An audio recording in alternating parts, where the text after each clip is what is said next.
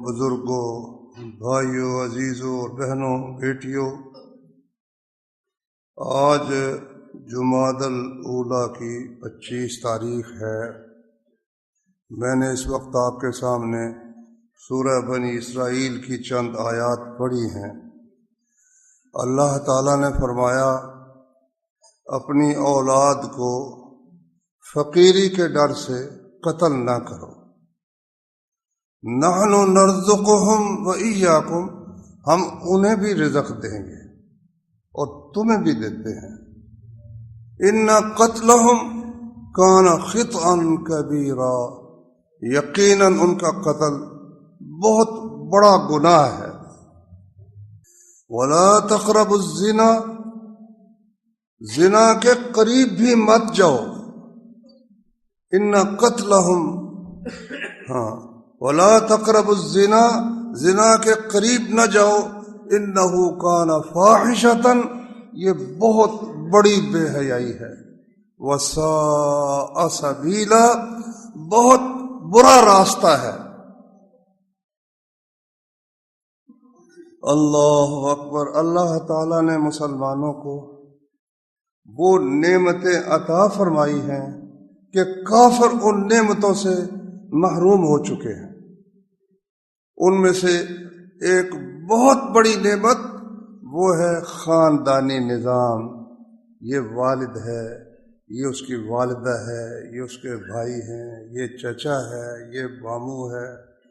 خاندان، اور ایک دوسرے کا پھر وہ خاندان خیال رکھتے ہیں۔ خون انہیں ایک دوسرے کا خیال رکھنے پر مجبور کرتا ہے، کیونکہ سب کا خون ایک ہے۔ تو اللہ تعالیٰ نے مسلمانوں کو یہ بہت بڑی نعمت عطا کی ہے۔ خصوصاً عرب میں، اسلام سے پہلے بھی ان میں اللہ تعالیٰ نے یہ وصف رکھا ہوا تھا، اور وہ اپنا شجرہ نسب، خاندان کا سلسلہ، وہ یعنی کئی سینکڑوں تک یاد رکھتے تھے۔ انہیں یاد تھا کہ ہم فلاں قبیلے سے تعلق رکھتے ہیں، اگرچہ اوپر جا کر عرب کے لوگ تقریباً سب کے سب جناب اسماعیل علیہ السلام اور ابراہیم علیہ السلام سے جا ملتے تھے۔ دوسری اللہ تعالیٰ کی نعمت مسلمانوں پر یہ ہے کہ نکاح کی برکت سے وہ بدکاری سے بچے ہوئے ہیں۔ نکاح کی نعمت نے انہیں بدکاری سے بچا رکھا ہے، اور عورتیں بھی پاک دامن اور مرد بھی پاک دامن۔ اور تیسری نعمت یہ ہے کہ اس کی بدولت مسلمان ملکوں میں کبھی مردوں کی قلت نہیں ہوئی، مردوں کی کبھی قلت ہوئی نہیں ہے۔ اس لیے کہ جو نکاح کرتا ہے آدمی، اس کی امید ہوتی ہے کہ اللہ تعالیٰ مجھے بچے عطا کرے گا، گھر کے اندر رونق ہوگی۔ یہی وجہ ہے کہ جن ملکوں میں نکاح کی حوصلہ شکنی کی گئی، بدکاری کی حوصلہ افزائی کی گئی، ان ملکوں میں بوڑھے رہ گئے ہیں۔ جاپان میں بوڑھوں کی کثرت ہے، جوان وہاں ملتے ہی بہت کم ہے۔ برطانیہ میں بوڑھوں کی کثرت ہو گئی، وہ جو ان کے ہیں نا اولڈ ہوم بھرے ہوئے ہیں بوڑھوں سے، اور وہاں لیٹے ہوئے اپنی زندگی کے وہ دن پورے کر رہے ہیں۔ کیڑے پڑ گئے ہیں ان کے جسموں میں، کوئی بچہ نہیں ان کا جوان جو ان کی دیکھ بھال کرے، بلکہ جو ہیں بھی 16 سال کی عمر میں انہوں نے اپنے بچوں کو گھر سے نکال دیا۔ بچوں نے کہا، جب ہمیں تمہاری ضرورت تھی تم نے ہمیں نکال دیا، اب تمہیں ہماری ضرورت ہے تو ہم تمہارا خیال کیوں کریں۔ ماشاءاللہ دنیا میں پاکستان اللہ کے فضل و کرم سے جوانوں کی کثرت ہے الحمدللہ۔ جس دن افغانستان پر امریکہ نے حملہ کیا ہے، اخبار میں نے پڑھا، اس دن بہت زیادہ ہی افغانیوں نے آپس میں شادیاں کی۔ بہت زیادہ، اوپر سے بمباری ہو رہی ہے، ادھر سے وہ زیادہ سے زیادہ شادیاں کر رہے ہیں۔ کس لیے کہ جب آدمی شہید ہوں گے تو اللہ کے فضل سے ان کی جگہ لینے والے لوگ بھی موجود ہوں گے۔ کئی لوگ کہتے ہیں دیکھو جی ماشاءاللہ الحمدللہ 18 سال ٹکریں مار مار کر امریکہ ذلیل و خوار ہو کر اب وہاں سے نکلنے کا راستہ تلاش کرنے کے لیے پاکستان کی منتیں کر رہا ہے۔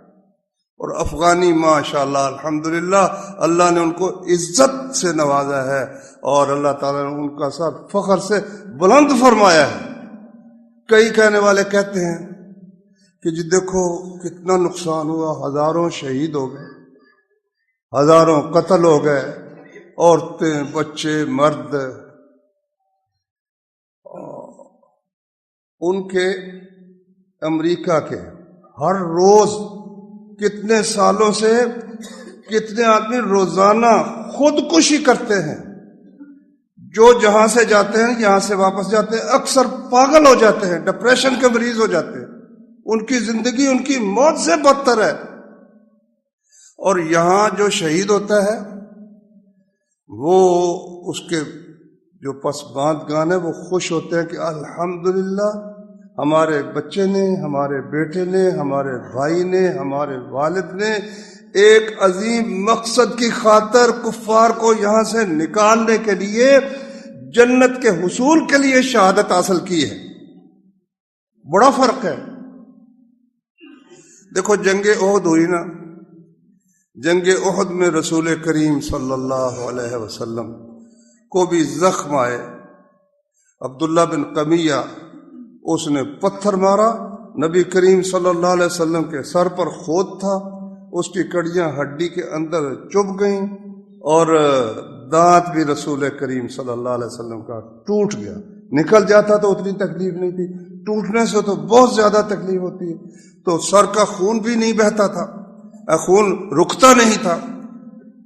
خیر صحابہ کرام رسول اللہ صلی اللہ علیہ وسلم کو گھیرا ڈال کر پہاڑ پر چڑھ گئے، اور جب ادھر چڑھنے لگے کفار تو انہوں نے پتھر مار مار کر انہیں پیچھے ہٹا دیا۔ دوسری طرف پہاڑ پر چڑھ گئے ابو سفیان، اس وقت کافر تھا، ان کا سردار تھا۔ اس طرف ہے رسول کریم صلی اللہ علیہ وسلم، اور ابو بکر آپ کے ساتھ ہے، اور عمر رضی اللہ عنہ آپ کے ساتھ ہے، اور بھی صحابہ کرام ہیں۔ اب ابو سفیان نے جناب آواز لگائی، کہتا ہے افیکم محمد صلی اللہ علیہ وسلم، تم میں محمد ہے؟ آپ نے خاموش رہو، چپ رہو۔ کہتا ہے افیکم ابو بکر، تم میں ابو بکر ہے؟ میں چپ رہو۔ کہتا تم میں عمر ہے؟ آپ نے فرمایا چپ رہو۔ کہتا یہ سب مارے گئے۔ پھر عمر سے خاموشی نہ رہ سکی۔ کہتا اللہ کے دشمن سب زندہ ہیں تیرا دل جلانے کے لیے، تجھے ذلیل و خوار کرنے کے لیے سب زندہ ہیں۔ کہتا اولو حبل، اے حبل اونچا ہو۔ اب نبی کریم صلی اللہ علیہ وسلم نے جواب دو اسے۔ ہاں جی کیا جواب دے؟ فرمایا یوں کہو اللہ اعلی و اجل، اللہ سب سے بلند ہے اور سب سے جلیل ہے۔ حبل بیچارہ کیا ہے؟ پتھر کا بوتا ہے۔ ابو سفیان نے کہا لنا العزا ولا عزا لکم، ہماری دیوی ہے عزا، ہماری تو سہیلی سرکار ہے۔ سمجھو کوئی بات؟ وہ بھی عورتیں جن کو پوجتے تھے نا، اللہ کی محبوبائیں بنا کر پوجتے، اور انہوں نے بھی سہیلیاں بنائی ہوئی اللہ تبارک و تعالیٰ کی۔ لنا العزا، عزا عزیز کا مؤنث ہے، عزیز اللہ تعالیٰ عزیز، اور عزا اس کی نعوذ باللہ اس کی مؤنث۔ کہتے ہیں لنا العزا، ہماری دیوی ہے عزا، ولا عزا لکم، تمہاری عزا ہی کوئی نہیں۔ فرمایا اسے جواب دو۔ کہا جی کیا جواب دیں؟ فرمایا یوں کہو اللہ مولانا ولا مولا لکم، ہمارا مالک تو اللہ ہے، تمہارا تو کوئی مالک ہی کوئی نہیں۔ اب اس نے کہا کہ الحرب و سجال، لو بدر کا بدلہ پورا ہو گیا، 70 ہمارے اس دن قتل ہوئے تھے، تمہارے بھی 70 قتل ہو گئے، برابر ہو گیا۔ عمر رضی اللہ عنہ نے کہا رسول اللہ صلی اللہ علیہ وسلم نے بتایا، فرمایا نہیں نہیں نہیں نہیں نہیں، ہرگز نہیں، تمہارے مقتول جہنم میں گئے، ہمارے مقتول جنت میں گئے۔ برابر کیسے ہو سکتا ہے؟ برابر کیسے ہو سکتا ہے؟ کافر کو جب گولی لگتی ہے نا کشمیر میں، آپ کبھی اس کی ویڈیو دیکھیں، چیختا ہے، چلاتا ہے، تڑپتا ہے۔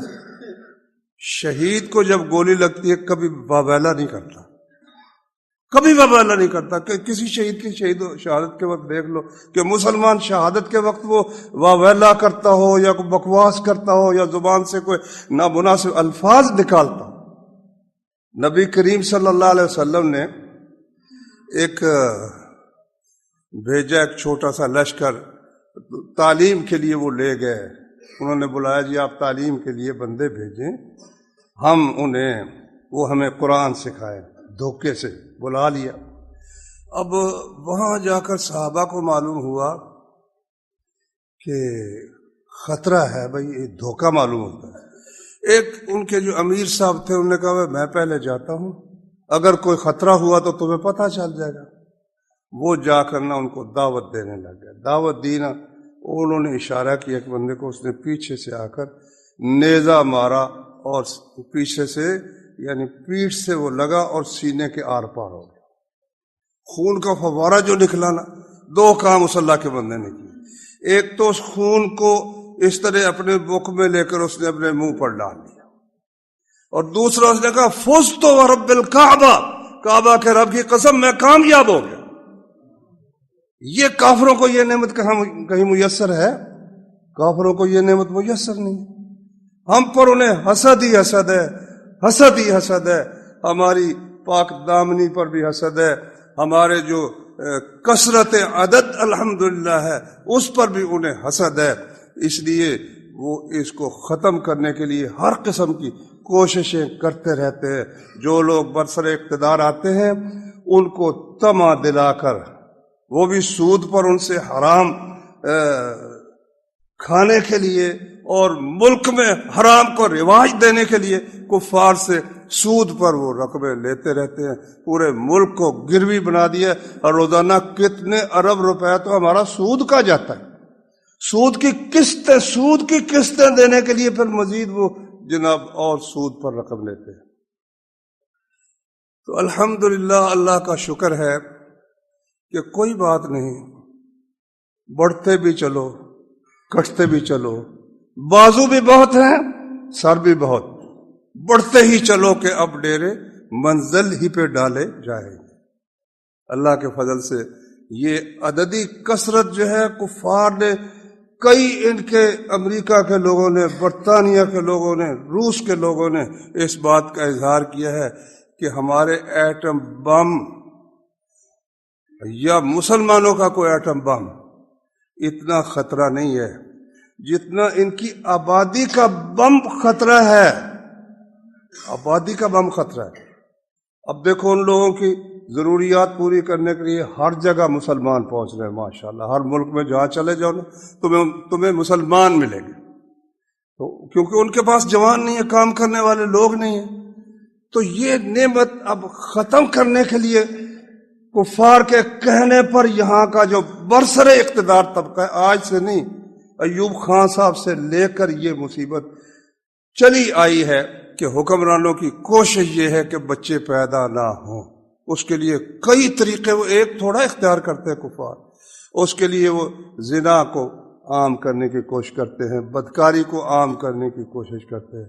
یہ اب قریب ترین جو کام کیا پرویز مشرف صاحب نے، پہلے کوئی اگر بدکاری کرتا تھا پولیس بھی روک لیتی تھی، اس نے قانون بنایا بھی پولیس نہیں روک سکتی، کوئی اگر گندا کام کر رہا ہے پولیس کو کیا دخل ہے اس میں، یہ قابل دست اندازی نہیں۔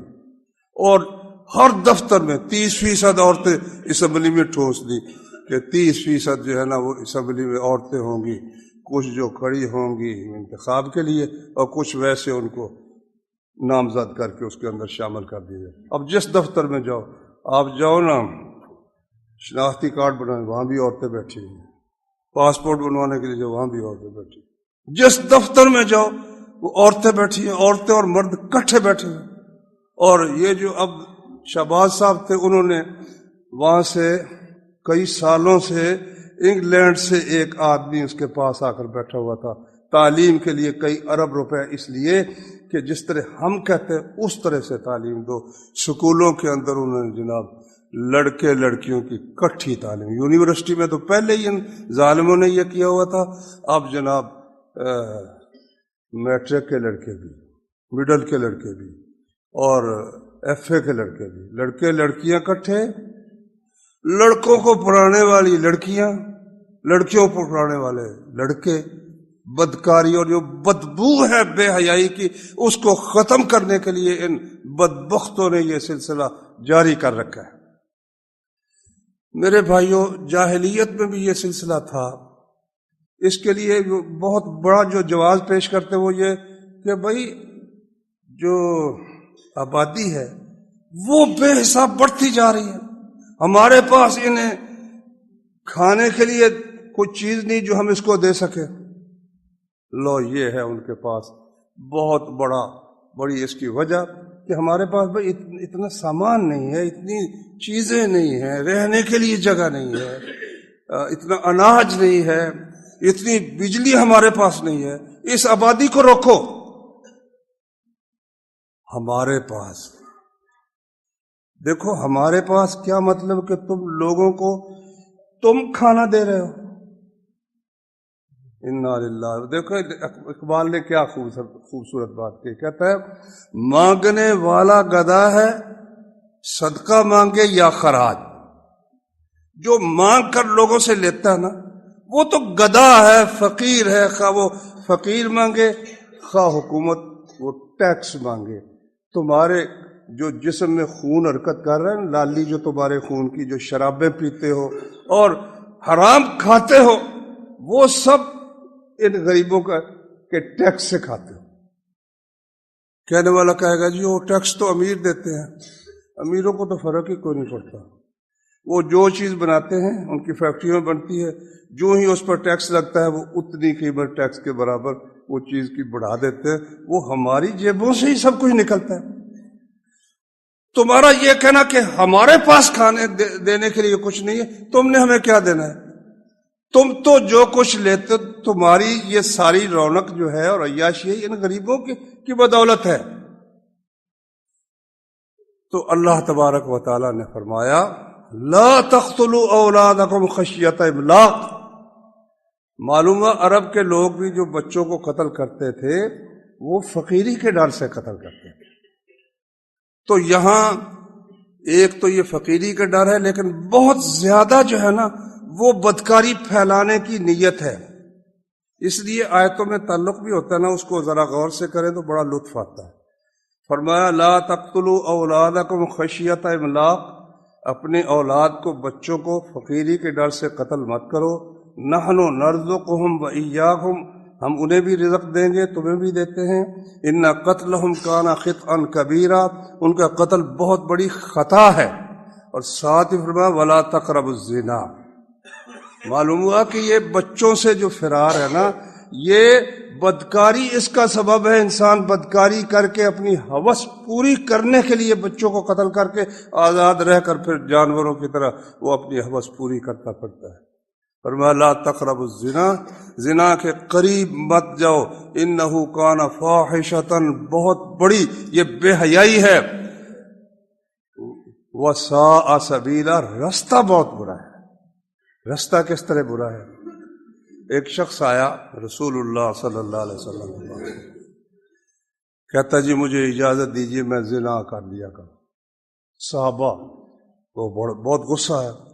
آپ نے ٹھنڈے آرام سے کہا یہ بتاؤ کہ اگر تمہاری امی سے کوئی زنا کرے تو برداشت کرو گے؟ کہتا نہیں۔ کہا تمہاری بہن سے کوئی کرے تو برداشت کرو گے؟ کہا نہیں۔ تمہاری بیوی سے کرے؟ کہتا ہے نہیں۔ تمہاری بیٹی سے کرے؟ کہا نہیں۔ اور میں اسی طرح لوگ بھی نہیں پسند کرتے کہ کوئی ان کی ماں سے یا ان کی بہن سے یا ان کی بیٹی سے یا ان کی بیوی سے بدکاری کرے۔ ساء سبیلا کا مطلب یہ راستہ برا ہے کا مطلب یہ ہے کہ اگر تم کسی کے گھر کی جو عزت و آبرو برباد کرو گے تو یہی راستہ تمہارے گھر کی طرف بھی کھل جائے گا اور اسی طرح سے تمہاری آبرو بھی برباد ہو جائے گی۔ اور یہ ساتھ پہلے اللہ نے بچوں کو قتل کرنے کا مسئلہ بیان کیا، ساتھ ہی زنا کا مسئلہ بیان کیا، کیونکہ جو بدکار بندہ ہے نا وہ اس قسم کا کام اکثر طور پر کرتا ہے. جو بدکار نہیں وہ خوشی سے الحمدللہ بچے ہیں ان کی وہ حفاظت کرتا ہے. نبی کریم صلی اللہ علیہ وسلم نے خاص طور پر فرمایا، بلکہ اس سے پہلے آپ دیکھ لیں، آپ سنتے رہتے ماشاءاللہ ہر سال معراج کا واقعہ بیان ہوتا ہے کہ نبی کریم صلی اللہ علیہ وسلم جب چھٹے آسمان پر گئے تو آپ کی ملاقات موسیٰ علیہ السلام سے ہوئی. آپ کو بتایا گیا کہ یہ موسیٰ ہیں. آپ نے سلام کہا، انہیں سلام کا جواب دیا اور کہا مرحبا بالنبی الصالح والاخ الصالح، صالح نبی اور صالح بھائی کو خوش آمدید ہو. خیر جب وہاں سے آپ روانہ ہوئے تو موسیٰ علیہ السلام رونے لگ گئے. اللہ اکبر. پوچھا گیا ان سے کہ بھائی آپ کیوں روتے ہیں؟ انہوں نے کہا یہ لڑکا غلام، کیونکہ 63 سال کی عمر میں تو فوت ہو گیا نبی صلی اللہ علیہ وسلم. اتنی عمر تک تو بندہ قوی ہوتا ہے، جوان ہوتا ہے ماشاءاللہ. تو لڑکا کہا نا، اس کو پہلی امتوں کی عمریں بھی کافی تھی. تو یہ لڑکا میرے بعد آیا، لیکن اس کی امت میں سے میری امت کی بنسبت زیادہ لوگ جنت میں جائیں گے. حسد نہیں ہے موسیٰ علیہ السلام کا، ہم پر حسد نہیں ہے. نبی کا دل تو شیشہ آئینہ ہوتا ہے، صاف ستھرا ہوتا ہے. دلیل اس کی کیا ہے؟ دلیل اس کی یہ ہے کہ جب نبی صلی اللہ علیہ وسلم 50 نمازوں کا تحفہ لے کر آئے تو موسیٰ علیہ السلام نے پوچھا ہاں بھائی گئے تھے، بلایا تھا رب تعالیٰ نے، تو آخر پھر کچھ عطا بھی کیا ہے تو بتاؤ. کہا 50 نمازیں دن رات میں عطا کی ہیں. کہنے لگے میں نے بنی اسرائیل کا بہت تجربہ کیا ہے، آپ کی امت یہ نہیں کر سکے گی. جائیں اور درخواست کریں کہ اللہ تعالیٰ کم کر دے. 5 نمازیں نبی صلی اللہ علیہ وسلم گئے، درخواست کی، 5 نمازیں معاف ہو. پھر آئے، پھر موسیٰ علیہ السلام کا احسان دیکھو ہم پر کتنا ہے، کس قدر ہمارا ہمدرد نبی ہے. تو کتنے چکر لگے، 5 نمازیں معاف ہوتی رہی. آخر میں 5 رہ گئی تو موسیٰ علیہ السلام نے پھر کہا کہ اتنی بھی نہیں پڑھ سکیں گے، واپس جاؤ. مگر اب واپس جانے کا مطلب یہ تھا کہ 5 معاف ہوئی ہیں تو ہم یہ 5 جو رہ گئی یہ بھی نہیں ہمیں چاہیے، یہی مطلب تھا نا. فرمایا رسول اللہ صلی اللہ علیہ وسلم نے اب مجھے حیا آتی ہے، مجھے شرم آتی، میں نہیں جاتا. تو اللہ تعالیٰ نے آواز دی کہ بس میری بات پکی ہوگی، 5 نمازیں ہیں، ثواب تمہیں 50 کا دوں گا. 5 پڑھتے رہو، ثواب تمہیں 50 کا دوں گا. بہرحال میں نے یہ پوری حدیث بیان کر دی. کہنے کا مطلب یہ ہے کہ امت کی کثرت پر فخر کریں گے، کثرت پر، کہ میری امت زیادہ اور جنت میں زیادہ جائے گی. اور فرمایا رسول اللہ صلی اللہ علیہ وسلم نے تزوج الولود الودود فانی مکاثر بکم الامم. ایسی عورتوں میں، ایسے خاندانوں میں مراد ہے نکاح کرو جہاں بچے زیادہ پیدا ہوتے ہیں. الولودہ بچے زیادہ پیدا ہوتے ہیں، اور جو عورتیں جن قبیلوں کی، جن خاندانوں کی خامد سے بہت محبت کرتی ہیں نا، ان خاندانوں میں نکاح کرو. اور ایسے خاندان جن کی عورتیں خامد کو کوئی سمجھتی نہیں، کو اپنے یار دلدار بنائے رکھتی ہیں، لعنت کرو ایسی عورتوں کو. کیا ضرورت ہے ان سے نکاح کرنے کی؟ ایسی عورتوں سے نکاح کرو الولودہ الودودہ، خامد سے ہی ان کی محبت ہو اور بہت محبت ہو، اور ولود ہو، کثرت سے بچے اس کے ہاں پیدا ہو. یہ ڈاکٹروں نے بھی سلسلہ وہ کافروں کا ایجاد کر رکھا نا. بچہ آرام سے پیدا ہو بھی سکتا ہے بغیر آپریشن کے، آپریشن زبردستی کر دیتے. اتنا ڈراتی ہیں وہ عورتیں اور ڈاکٹر، بس فوری طور پر آپریشن ہو جائے تو ورنہ بچے کے مرنے کا خطرہ ہے. پہلے بھی بچے پیدا ہوتے رہے ہیں، ہاں جی، لیکن وہ ڈراتے اس قدر ہیں تاکہ 3 بچے 4 بچے، اس سے زیادہ بچے پیدا نہ ہو سکے. یہ بھی کیونکہ اچھا کئی پوچھتے ہیں، وہ ہماری ایک عزیزہ تھی، وہ گئی تو پوچھا ایک نے کتنے بچے، اس نے کہا 7 بچے. تو اتنے بچے بس کر. اس نے کہا آپ کو کیا تکلیف ہے, آپ کو کیا, ان ڈاکٹروں کو جو ہے نا لیڈی ڈاکٹر, ان کو خواہ کی تکلیف ہے. تکلیف تو کافروں کو ہونی چاہیے ہمارے بچوں کی, لیکن یہ ان کے ایجنٹ بند کرنا, ہر طریقے سے بچوں کو ختم کرنے کی, کم کرنے کی کوشش کر رہے ہیں. پھر ایک محکمہ مکمل بنایا ہوا جو لوگوں کو بدکاری کی ترغیب دیتا ہے. اور جتنی لعنتی عورتیں ہیں نا, انگریزوں کفار کی تعلیم پڑھی ہوئی, وہ ان کے ذہن میں انہوں نے بٹھا دیا کہ چھوٹی عمر کی جو شادی ہے نا, یہ اس وجہ سے بچے مرتے ہیں, اس وجہ سے بچے مرتے ہیں, بچے کمزور پیدا ہوتے ہیں. اتنی بڑی جہالت ہے, اتنی بڑی جہالت ہے. آپ نے عمر بن عاص رضی اللہ عنہ کا نام سنا ہے؟ عمر بن عاص کا کون تھے؟ فاتح مصر تھے. 11 سال کی عمر میں نکاح ہوا, 12ویں سال میں اللہ نے بیٹا دے دیا عبداللہ بن عمر رضی اللہ عنہ. سمجھے؟ 12ویں سال بیٹا پیدا. ان کافروں کہاں بھی ہو رہے ہیں. میں نے خود اخبار میں پڑھا, انگلینڈ میں یا امریکہ میں 6 سال کی لڑکی سکول میں پڑھتی تھی اور لڑکے کٹھے, حاملہ ہو گئی, بچہ پیدا ہو گیا. اب سارا ملک اس کو تحفے پیش کر رہا ہے, بدکاری کی وجہ سے تحفے پیش کر رہا ہے. تو شادی کرنے تو کوئی گناہ ہے, اس کو تحفے پیش کر رہے ہیں کہ 6 سال کی عمر کی لڑکی کو بچہ ہو گیا.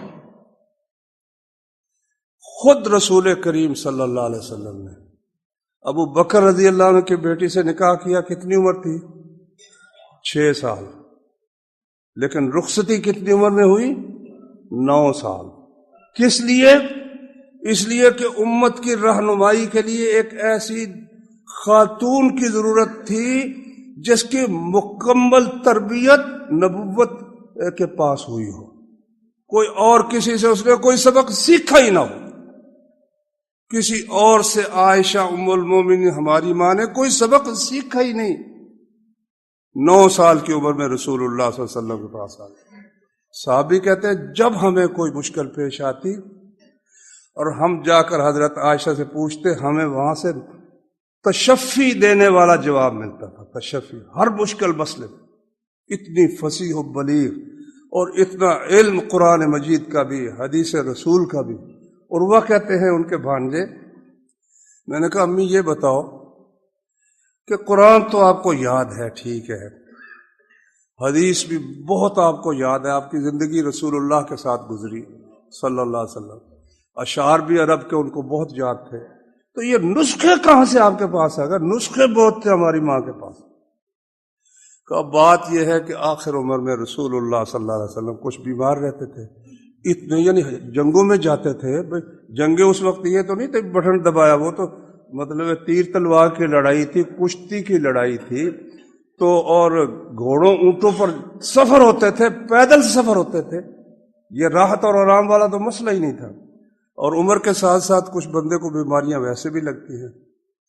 تو جو بھی وفد آتا نا, وہ پھر ان کے حکیم کوئی نہ کوئی نسخہ بتاتے, میں وہ بناتی رہتی تھی. وہ نسخے مجھے یاد ہو گئے, اللہ نے مجھے حکمت کا علم بھی عطا کر.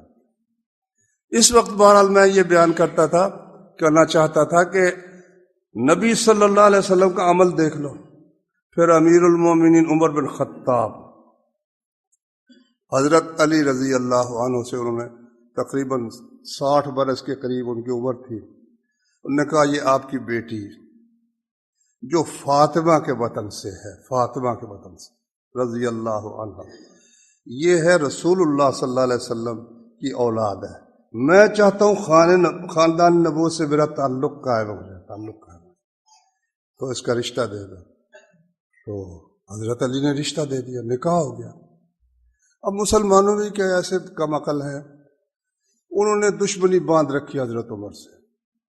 اس سوال کا جواب ان کے پاس ہے ہی نہیں کہ اگر علی عمر کا دشمن تھا تو بیٹی کا رشتہ کیوں دیا؟ اگر وہ کافر سمجھتا تھا حضرت عمر کو, جس طرح تم کہتے ہو کہ بھئی سبحان اللہ کہنے سے بھی زیادہ ثواب کا کام ہے لعنت پر ابو بکر تے لعنت پر عمر, سب سے بڑا ثواب یہ ہے, تو اس عمر کو رشتہ کیوں دیا علی رضی اللہ عنہ؟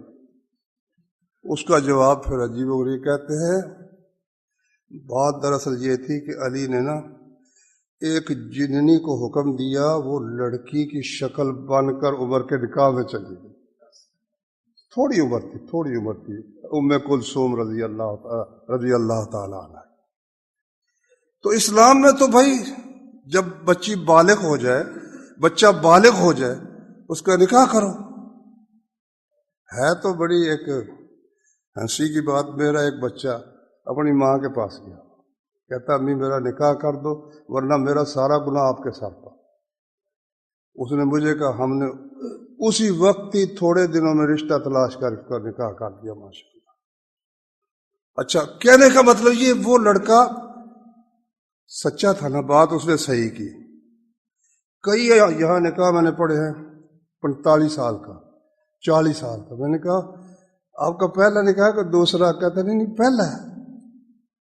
وہ نہ اپنا جو ہے نا مالی معاملات سیدھے کرتے کرتے نکاح کی عمر سے ہی پار ہو جاتا ہے، لڑکیاں بھی پار ہو جاتی. اب ایک خبیث عورت نے اور اس کے ساتھ والیوں نے یہ پاس کروا لیا سینٹ سے اور اسمبلی میں اب جا رہا ہے کہ 18 سال سے پہلے کسی لڑکی کی شادی قانوناً جرم ہے پاکستان میں. یہ جو قانون ہے نا اس قسم کے امریکہ میں بھی بنے تھے. انہوں کہتے ہیں جی اس سے پہلے نا لڑکے لڑکیاں ایک دوسرے کو سمجھ لیتے ہیں، مچور ہو جاتے ہیں. مچور کا مطلب کیا کہ منہ کالا کر لیتے ہیں. لڑکے بھی منہ کالا کرتے ہیں، لڑکیاں بھی منہ کالا کرتی ہیں بدکاری کر کے. پھر جب ان کے ہاتھ بھی اس کے کچھ پلے نہیں رہ جاتا پھر کئی نکاح کر لیتے ہیں، 1-2 بچے چلو کافی ہیں. اللہ اکبر، یہ صورتحال ہے. یعنی حکومت نہ کمر کس کر یہ مدینے کی ریاست بن رہی ہے. یہ کس قسم کی؟ ہمارا جو جج فارغ ہوا ہے، اللہ تعالیٰ جس طرح کے اس نے کام کیا اللہ اس کو بدلہ دے. سمجھنے کی اللہ توفیق ویسے عطا کرے، کیونکہ زندہ ہے. ہم تو ہر مسلمان کی خیر خواہی کرتے. اس نے آخری جو اپنی تمنا ظاہر کی وہ یہ ایک تو ڈیم بنانا چاہیے، یہ تو اچھی بات ہے. ایک یہ کہ آبادی کو روکنا چاہیے. اللہ کے بندے، بلوچستان اتنا بڑا، اتنی جگہ پڑی ہوئی ہے. آپ صرف اجازت دے دیں پنجاب کے لوگوں کو، ان کی حفاظت کریں، ان کو دے دیں، آباد کر دیں گے سارا کا سارا. اللہ نے قرآن میں فرمایا وَإِن مِّن شَيْءٍ إِلَّا عِندَنَا خَزَائِنُهُ، ہر چیز کے ہمارے پاس خزانے ہیں. وَمَا نُنَزِّلُهُ إِلَّا بِقَدَرٍ مَعْلُوم، لیکن ہم اندازے کے مطابق تھوڑا تھوڑا جتنی ضرورت ہوتی اتنا نازل کرتے ہیں.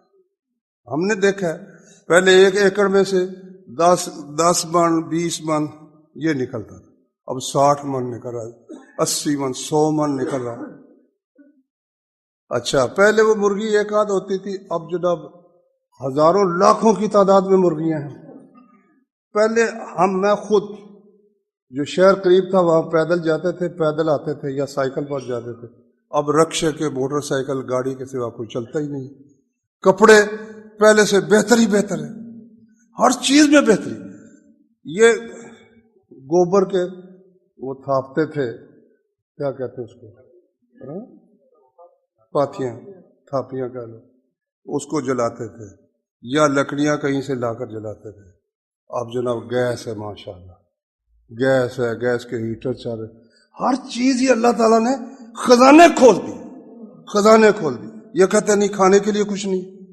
کھانے کے لیے کیسے نہیں؟ ابھی تک یہ ہے کہ پاکستان اور پنجاب میں وہ طریقے زراعت کے اختیار نہیں کیے گئے جو ترقی یافتہ ملکوں میں ہیں. 3 گنا 4 گنا جو اب ہو رہی ہے نا جتنی پیداوار، اس سے 4 گنا پیداوار ہو رہی ہے دوسرے ملکوں میں.